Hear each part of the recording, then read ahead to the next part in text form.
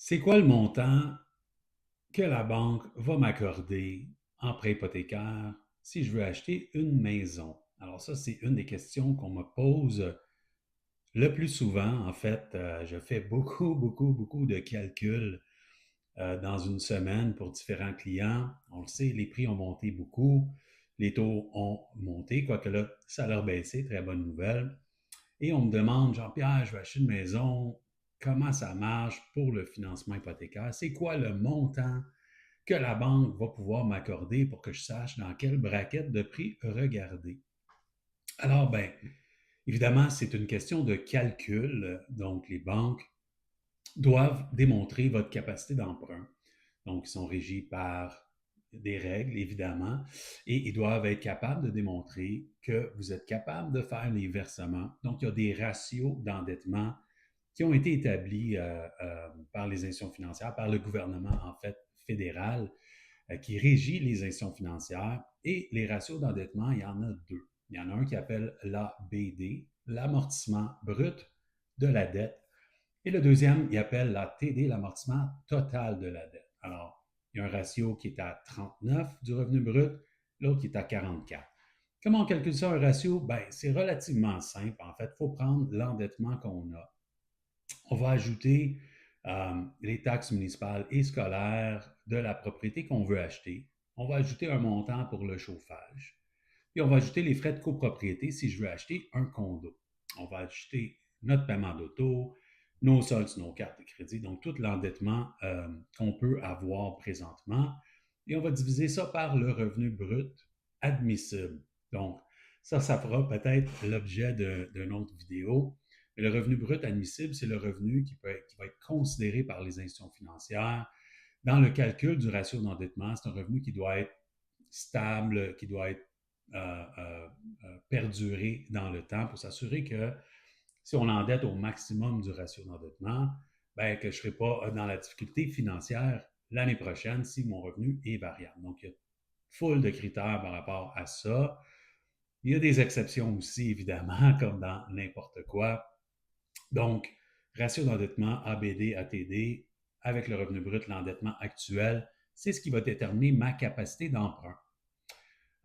Évidemment, quand je vais faire mes visites en 2025 au Québec, la plupart des courtiers immobiliers vont demander d'avoir déjà fait ses devoirs, donc d'avoir rencontré quelqu'un comme moi euh, ou votre institution financière pour avoir fait justement ces calculs-là et avoir validé c'est quoi votre capacité d'emprunt. Et après ça, avoir émis, fort probablement, une lettre de pré-qualification ou une pré-autorisation. Il y a des petites différences encore ici entre les deux.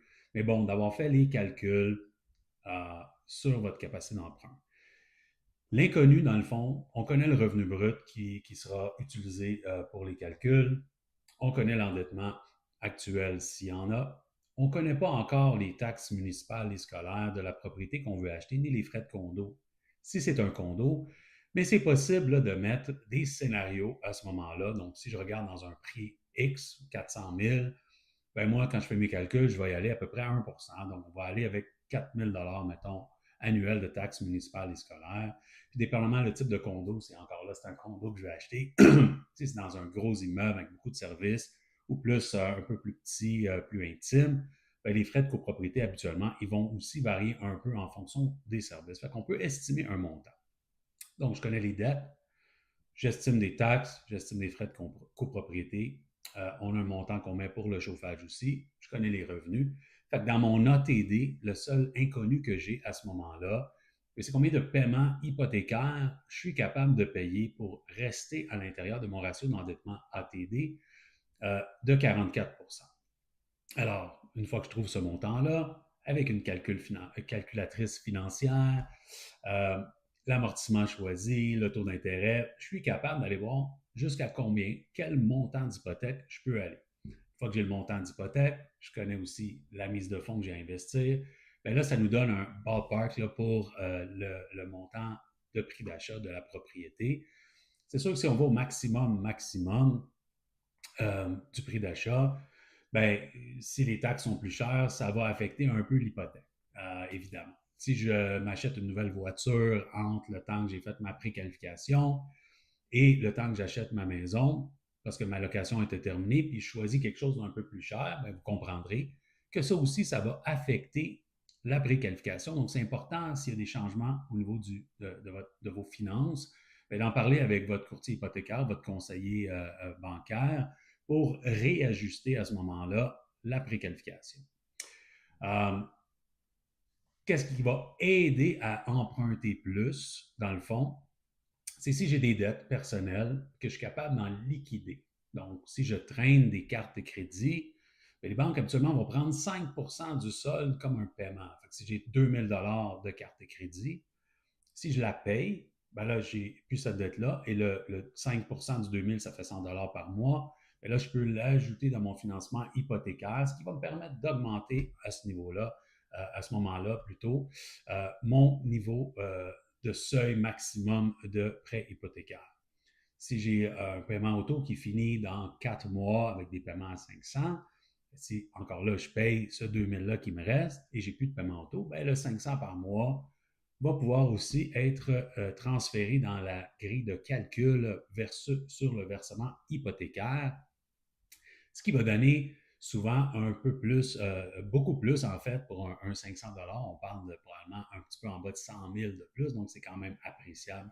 Fait que moi, dans ma job, ben, c'est ça, c'est quand on s'assoit ensemble, ben là, moi, je vais vous poser les questions sur c'est quoi tes revenus, ça fait combien de temps tu travailles là, es-tu autonome, es-tu saisonnier, es-tu à contrat, as-tu des bonus? Donc, on va essayer de trouver tous les revenus possibles parce que le 44 est en fonction des revenus. Puis par la suite, on va regarder c'est quoi l'endettement. Et évidemment, si on voit qu'il y a des dettes qui sont facilement liquidables parce que tu as beaucoup de mise de fonds, c'est possible de réduire ta mise de fonds, de payer des dettes au lieu, ce qui va augmenter ta capacité d'emprunt. Si tu es premier acheteur, bien, on peut aller en prêt assuré sur 30 ans. Donc ça nous donne aussi un petit peu plus de financement que si tu me dis, Jean-Pierre, moi je vais être sur 25, je peux le calculer sur 30 pour te montrer qu'est-ce que ça a comme impact et tu prendras évidemment ta décision. Ce qui peut aider aussi, c'est le taux d'intérêt. Parce que dans notre calcul de capacité d'emprunt hypothécaire, on doit utiliser ce qu'on appelle le taux de qualification. Le taux de qualification, dans le fond, c'est le taux que tu vas payer sur ton contrat d'hypothèque. Donc, si tu prends un 5 ans fixe ou un 3 ans, un 2 ans, un variable, peu importe ce que tu vas choisir, le taux qui va être associé à ça, je dois le majorer de 2 Donc, si je choisis un taux variable qui est peut-être un peu plus bas à 3 points whatever, ben là, je vais qualifier à 5 points whatever. Si je prends un taux fixe, parce que moi, j'aime vraiment le fixe, ben mettons que c'est 4 points quelque chose, mais là, je dois qualifier à 6 quelque chose. Fait qu'entre 5 quelque chose et 6 quelque chose, évidemment, pour le même paiement, ça va donner un montant d'hypothèque différent. Donc, on peut jouer un peu là-dessus aussi si le montant pour lequel je me qualifie n'est pas suffisant.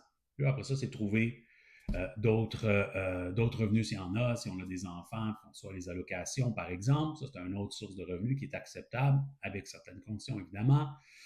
Et si en bout de ligne de tout ça, ben, je n'ai pas suffisamment encore, ben, il est possible d'ajouter des revenus par des co-emprunteurs, donc des parents, frères, sœurs, enfants, bon, peu importe, un lien de sang habituellement proche, pour qu'ils achètent, dans le fond, la propriété, puis qu'ils mettent leurs revenus aussi dans le calcul de capacité d'emprunt et qu'on augmente à ce moment-là le financement aussi. Donc, il y a beaucoup de choses qu'on regarde, comme je dis. C'est sûr que si tu gagnes beaucoup, beaucoup de sous, tu as une bonne mise de fonds, puis tu ne veux pas regarder une grosse maison, ça se peut fort bien qu'il n'y ait aucun problème au niveau de ta qualification hypothécaire. Mais si tu as des questions, si tu veux qu'on fasse le calcul, ben, je t'invite à me contacter quand tu veux. Alors, ça va me faire plaisir de t'aider avec tout ça et répondre à toutes tes questions. Alors, merci beaucoup et bonne journée.